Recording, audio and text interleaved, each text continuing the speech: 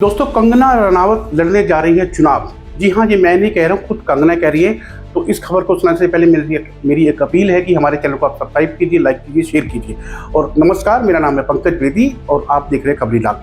जी हाँ, बिल्कुल मैं सही बोल रहा हूँ। कंगना रनावत द्वारका के जगत मंदिर में दर्शन करने के लिए गई थी। आपको मालूम है, वो जब भी किसी जगह पे जाती है तो एक विवाद खड़ा कर देती है। वो अपनी फिल्म की प्रमोशन करने के लिए द्वारका के जगत मंदिर में गई और तब उन्होंने ये कहा कि किसी से उनसे पूछा, किसी पत्रकार ने, कि क्या आप चुनाव लड़ेंगी? तो उन्होंने कहा कि हरे कृष्ण अगर चाहेंगे तो मैं जरूर चुनाव लड़ूंगी।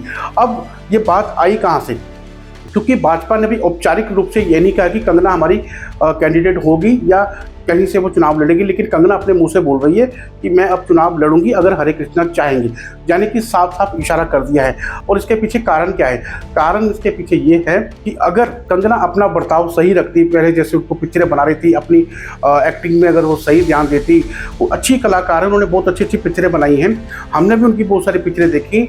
लेकिन वो जब तक किसी के बारे में बुरा नहीं बोलती थी, अपनी जुबान को कंट्रोल में रखती थी, तब तक तो वो बहुत बढ़िया थी, क्योंकि तब तक वो एक अच्छी अदाकारा थी, एक्ट्रेस थी। हाल ही में पिछले कुछ दिनों से हम देख रहे हैं कि जो उनके बयान आ रहे हैं, चाहे वो किसान आंदोलन के ऊपर हो या फिर 47 में आज़ादी नहीं मिली, 2014 में आज़ादी मिली, इस तरह के बेकार और विवादित बयान देकर उन्होंने जो अपनी एक दुकानदारी थी उसको ख़राब किया है।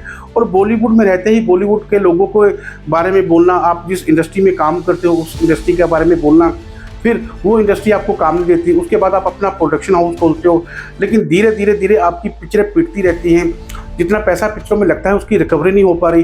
तो फिर इस कारण से अब प्रोडक्शन हाउस है वो कितनी पिक्चरें बना लेगा, दूसरा कोई व्यक्ति आपके साथ काम करने के लिए राजी नहीं है। तो जो स्थिति आपने बनाई है वो खुद आपने ही बनाई है, अपनी जुबान को जो आपने बार बार बोला है, गलत तरीके से उसका इस्तेमाल किया है।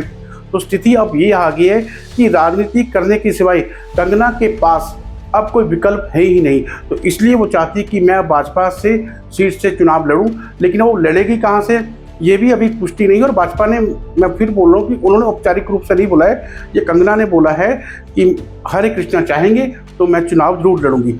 अब ये बोला है तो शायद वो दिल से एक तमन्ना भी है कि मैं चुनाव लड़ूँ और राजनीति में अपने हाथ आजमाऊँ, लेकिन अब नतीजा क्या होता है ये तो जनता को तय करना है, या फिर यहाँ से वो चुनाव लड़ेगी या फिर उस पार्टी को तय करना है कि इनको चुनाव लड़ाया जाए कि नहीं लड़ा जाए। लेकिन हाल की जो खबर है, कंगना ने ऐलान कर दिया है कि मैं चुनाव लड़ना चाहती हूँ। और इसी खबर के बाद हम इसके जो पूर्ण अपडेशन है वो आपको दिखाते रहेंगे। तो मेरा नाम है पंकज बेदी, कैमरे के पीछे है रोहित शर्मा, आप देख रहे थे खबरी लाल।